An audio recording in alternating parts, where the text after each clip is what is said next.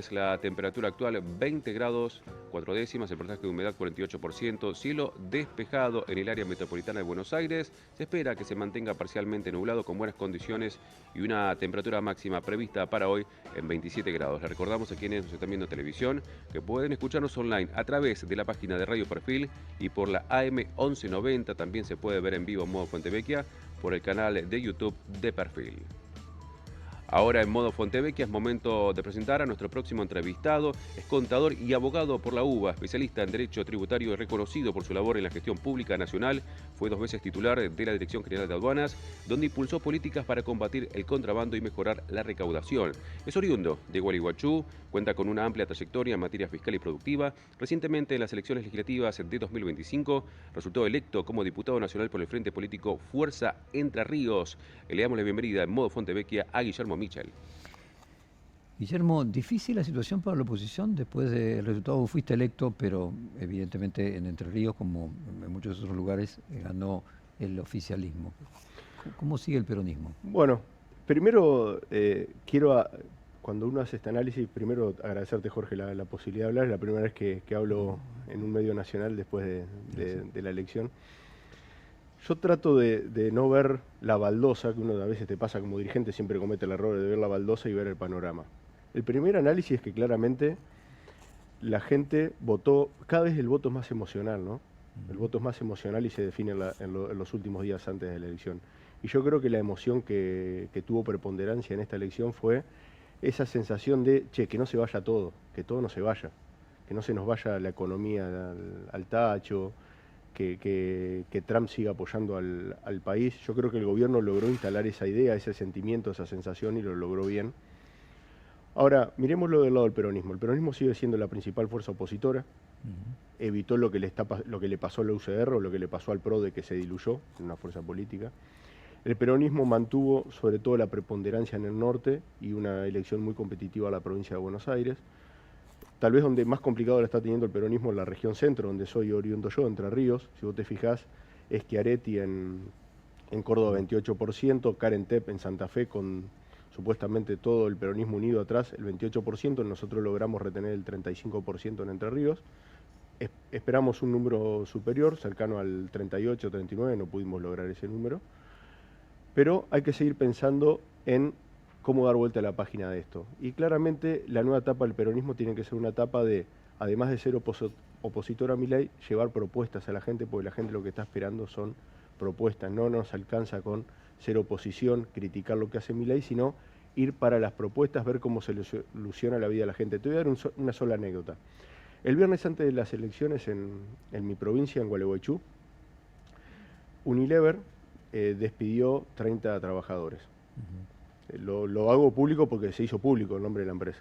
¿Por qué? Porque había empezado a importar los productos, tiene operaciones en Brasil, desde Brasil y cerraba una parte de la fábrica en Gualeguaychú. Bueno, el lunes esos problemas se materializaron y ya ahora anunció el despido de 16 trabajadores más. Es decir, la elección no le cambió la vida en el común denominador a la gente en nada. Siguen los problemas de desempleo, siguen los problemas del atraso del poder adquisitivo del salario, siguen los problemas de aumento de los gastos fijos de la familia, subió el gas, volvió a subir la nafta, la energía está en un proceso de nueva suba, con lo cual claramente no se le van a solucionar los problemas a nadie con esta política económica y con este rumbo social que está tomando el gobierno, que es decir, que no haya clase media. Que no empeore.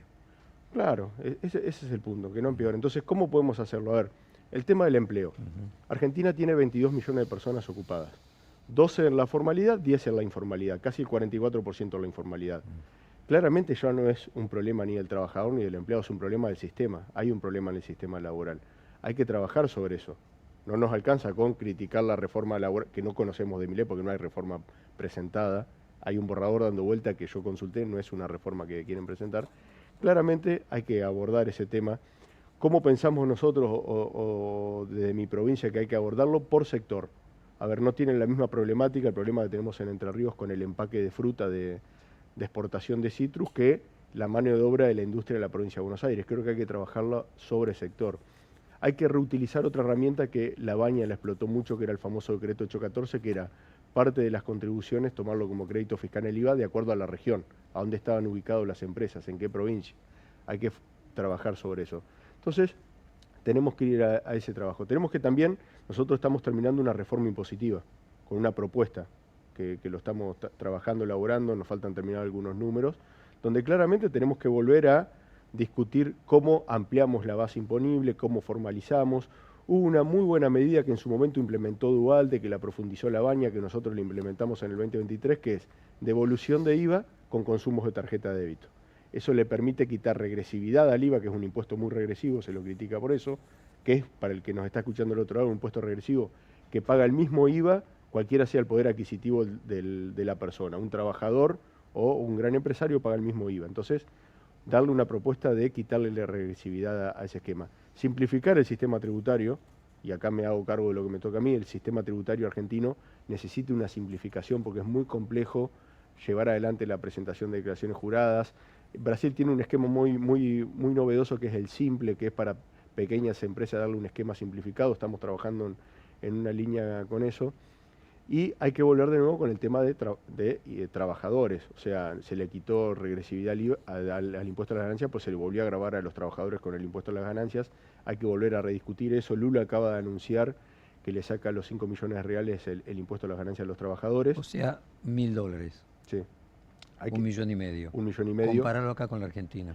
Te lo comparo con Argentina. El tema es el poder adquisitivo.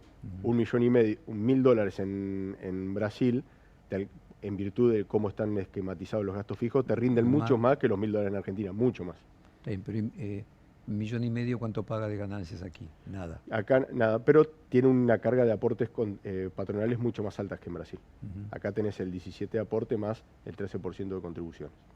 Hay que volver a rediscutir eso, hacer una escala más progresiva. No, simplemente digo, para decir, Lula lo que logró es lo mismo que es en la Argentina. Lo mismo que es en la antes Argentina. era peor. O sea, pagaba impuestos a las ganancias, incluso quien ganaba $1.000. Claro, lo que ocurre es que allá había muchos trabajadores más formales que pagaban el impuesto, pero con una menor carga de aportes personales. Acá el aporte para el trabajador es el 17%. Sí. Cuando vos decís nosotros, ¿te estás refiriendo a qué parte del peronismo?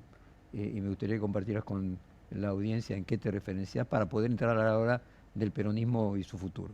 Bueno, sería muy ambicioso de mi parte hablar de todo el peronismo, ¿no? Yo voy a tratar de, lo que te dije, estamos trabajando con, sobre todo los diputados electos y los que están en la provincia de Entre Ríos, que queremos llevar una propuesta dentro del bloque peronista o la denominación que ocurra. Vos sabés que con la nueva asunción de diputados y autoridades en la Cámara, a veces se redefinen los nombres en una cuestión más que nada, a veces formal, a veces más de fondo. Lo que te dije es una ¿El propuesta Frente que Renovador, por ejemplo, para ponerlo en términos más amplios? Bueno, nosotros, yo estoy afiliado al peronismo en Entre Ríos, soy parte del peronismo en Entre Ríos, y en nuestras candidaturas en la provincia de Entre Ríos no intervino, si lo queremos simplificar de alguna forma, nadie desde Buenos Aires, ni desde el PJ Nacional, ni desde el Frente Renovador. Fue una lista elaborada en base al poder territorial de los intendentes de la provincia de Entre Ríos. O sea, fue una propuesta del peronismo entrerriano que claramente interactuamos con todo. Nadie va a desconocer mi relación que tengo con Massa o la relación que tengo con otros dirigentes como Mayans del bloque de Senado, pero la nuestra fue una propuesta netamente territorial desde el peronismo entrerriano. Ok, y ahora, desde esa perspectiva, ¿cómo imaginas el futuro del peronismo? Dijiste, no le pasó lo que le pasó al radicalismo, que terminó siendo, podríamos decir, insignificantizado. ¿No le pasó todavía?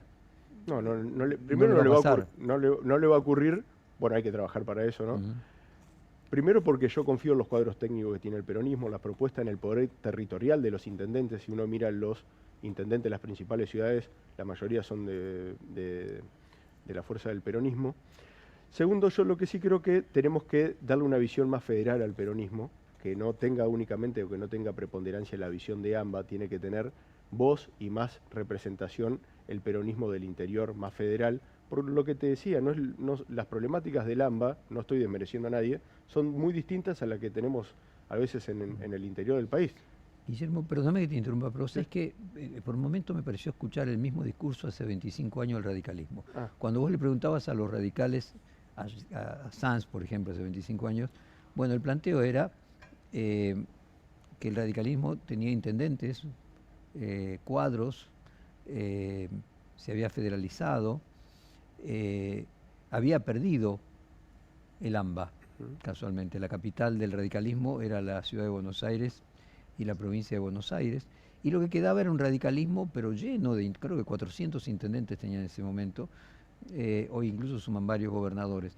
Pero no logra tener, nunca logró tener en los últimos 25 años, un candidato presidencial que unificara a todo eso. O sea, una federación de intendentes y de gobernadores a nivel nacional, pero no logra ser un partido nacional. Esto mismo que me está diciendo de la cantidad de intendentes peronistas, no me cabe ninguna duda, intendentes, gobernadores, o sea, el peronismo tiene una capilaridad. La pregunta es si eso no va a terminar siendo una confederación de líderes locales sin la representación de alguien, un candidato que lo encarne a nivel nacional, y mucho peor aún, no la aparición de un Mesías, sino de un sistema partidario nacional disciplinado que genere que cualquier persona, que haya un candidato y que todos lo acepten simplemente porque surge de la institucionalidad. Bueno, y no que se divide en 20 partes. Es ¿no? el gran desafío que tenemos. Claro. Si hay una enseñanza que dejó el último gobierno peronista, es la necesidad de que el peronismo necesita un líder que ejerza el poder con vocación de poder en el buen sentido de la palabra, que es cambiarle la realidad a la gente. Creo que eso es una enseñanza que dejó el gobierno peronista anterior, donde tuvimos una figura presidencial muy diluida, con el no ejercicio del poder, de nuevo, no entendiéndolo mal, sino en el buen sentido de la palabra. Ejercer el poder es hacer cosas para cambiarle la vida a la gente. Creo que ese es el gran desafío que tenemos y es lo que tenemos que construir entre todos. Después del proceso, si es con internas o qué proceso se va a dar, también sería muy soberbio de mi parte poder atribuirme cómo es la solución. Yo creo que los dirigentes hoy tenemos que aportar nuestro granito de arena entre todos para ver cómo trabajamos sobre eso. Yo que hice en Entre Ríos, nos pusimos a trabajar, elaboramos una propuesta, caminamos toda la provincia para llegar vecino por vecino con nuestro mensaje. A ver, perdóname nuevamente, sí. Guillermo, estábamos escuchando juntos cuando estaba la tanda a Mandani cantar cuando era rapero, y hacíamos todo un análisis respecto de si se trataba de una personalidad única o de un proceso en el que hay una búsqueda de las sociedades en todas partes del mundo de respuesta a la ultraderecha. Entonces digo, si apareciese un candidato que tuviese esas aptitudes, no sé, Mandani cantaba, por ejemplo, o nuestro actual presidente en su excentricidad rockera, y arrastra a la sociedad y consigue él centralizar el poder, bueno, en ese caso no hace falta el partido, no hace falta el sistema, porque una persona pero eso no aparece siempre. Mientras que un partido político es el resultado de un proceso de cuadros que se van formando en un curso honor, un diputado, intendente, gobernador, senador, y no hace falta que aparezca un líder muy especial, sino simplemente que todos los demás se le subordinen institucionalmente. Ese problema de la institucionalidad es el que perdió el radicalismo, y el problema que tiene el peronismo es que nunca lo tuvo, además, porque siempre apostó a la aparición de un líder único. ¿No está ahí el germen del problema del peronismo, de su desinstitucionalización, para decirlo de alguna manera? Bueno, es verdad, también es verdad que siempre al peronismo esa forma de unificar a través de un liderazgo le resultó siempre beneficioso en muchas oportunidades. Entonces, bueno, hay que buscar el mix, cambiar los tiempos. Vos recién mencionabas lo que decíamos, ¿a quién se le podría haber ocurrido el caso del actual alcalde de Nueva York con esa forma de llegarle a la gente, todo? Bueno, eso también nos tiene que replantear.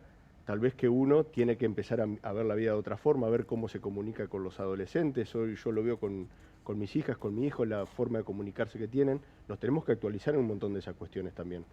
Eso es el desafío que tenemos por delante. Guillermo, ¿y la economía? ¿Qué pensás que va a pasar con la economía? Bueno, a ver, yo creo que los problemas de la economía siguen siendo exactamente los mismos.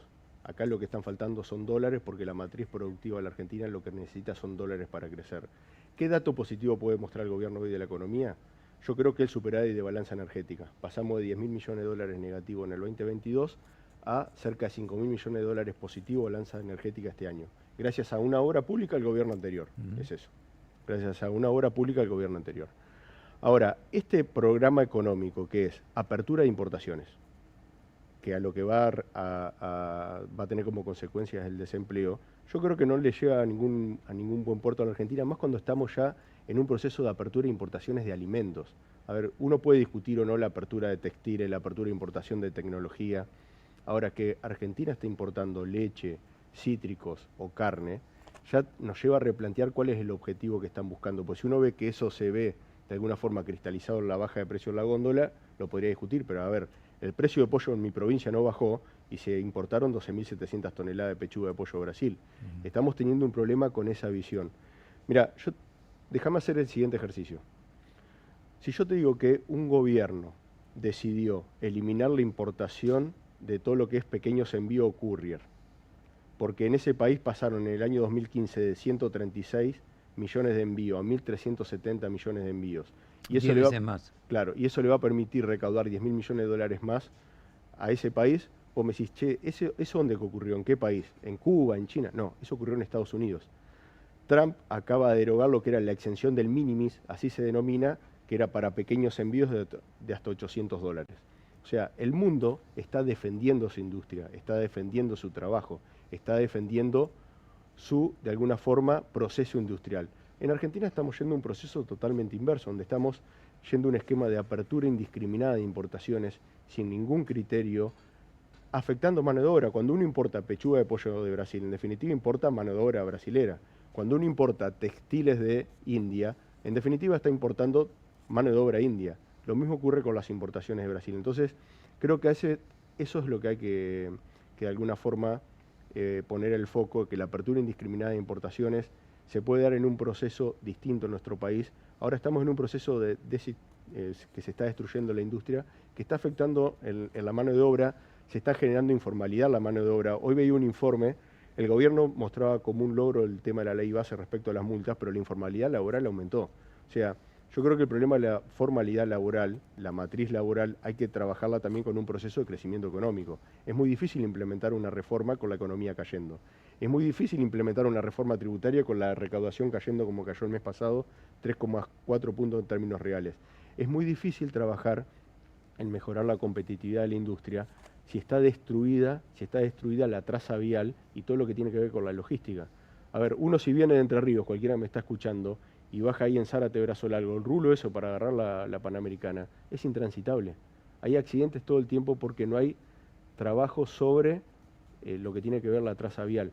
Y en mi provincia está la Ruta 14 que se acaba de licitar, y para poder avanzar con la licitación tuve que actuar el vice, que es un banco estatal, como garante, porque nadie se podía presentar. ¿Qué es lo que quiero decir? La obra pública la hace el gobierno en Argentina, en China, en Estados Unidos y en cualquier país del mundo. Después hay intervención de privados con el mantenimiento, con el peaje, pero se requiere el apoyo del Estado para de alguna forma trabajar sobre la logística. Bueno, todas esas cosas son las que faltan en el gobierno. Yo creo que el gobierno, como te vuelvo a decir, la gente cuando vota no se equivoca, no hay que insultar la inteligencia de la gente cuando vota. Ahora creo que la sensación, la emoción que tuvo preponderancia en esta elección fue, che, que no se vaya todo al carajo, que no se vaya todo, que todo lo que hicimos no se vaya, yo me quiero levantar el lunes, ir a trabajar. Lo que ocurre es que los problemas siguen, Jorge. Los problemas de desempleo, de que los gastos fijos aumentan cada vez más. ¿Y qué responsabilidad cabe al peronismo de haber generado ese temor? Bueno, a ver, si hoy Milei es gobierno, es porque, a ver, las elecciones las ganan o las pierden los oficialismos, creo yo. Nuestro mayor problema en el gobierno anterior fue no haber podido recuperar el poder adquisitivo de los trabajadores y los jubilados. Con Macri se había perdido 20 puntos de poder adquisitivo, con Macri se había hipotecado el futuro de la Argentina con un préstamo con el Fondo Monetario de 44.000 millones de dólares, y el gobierno peronista anterior no logró resolver eso, no logró resolver el tema de deuda y no logró resolver el tema de recuperación del poder adquisitivo de los trabajadores y jubilados. Más allá de la cuestión política que ya te mencioné, de que al no haber tenido, o haber sido el caso del anterior presidente, el presidente que no fue, que no tomó decisiones, que no gestionó, también impactó a la gente, porque la gente en la Argentina es un país presidencialista que necesita ver una figura presidencial fuerte que tome decisiones. Entonces esas cuestiones nos llevaron a nosotros a perder las elecciones.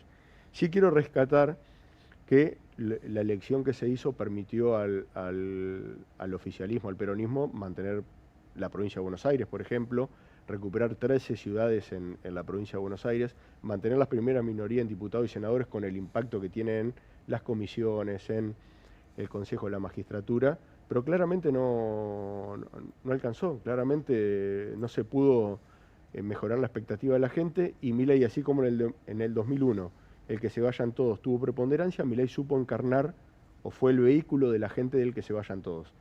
con un programa económico totalmente distinto al que anunció. O sea, había anunciado destruir el Banco Central, hoy el peso está más fuerte que nunca. Había anunciado que iba a bajar todos los impuestos los aumentó impuesto a las ganancias, eliminó la devolución de IVA, aumentó el monotributo, aumentó el impuesto a los combustibles. Todo lo que dijo no respetó nada la elección popular. Ahora se volvió a legitimar en esta elección, hay que respetar lo que la gente eligió. De nuevo, ¿qué tiene que hacer el peronismo? No ser oposición por oposición. Plantarse como oposición y generar propuestas, generar alternativas, marcar un rumbo. Coincido con vos que sería mucho más fácil para el peronismo tener una figura carismática, que encolumne todo el peronismo atrás, que pueda llevarnos, como ocurrió en el caso del alcalde de Estados Unidos. Como eso no se está dando naturalmente, hay que reconstruirlo a partir de los canales institucionales. Guillermo Michel, ahora diputado, nos vamos a ver más seguido. Muchísimas gracias. Gracias por la invitación, Jorge. Faltaba más. Vamos al corte.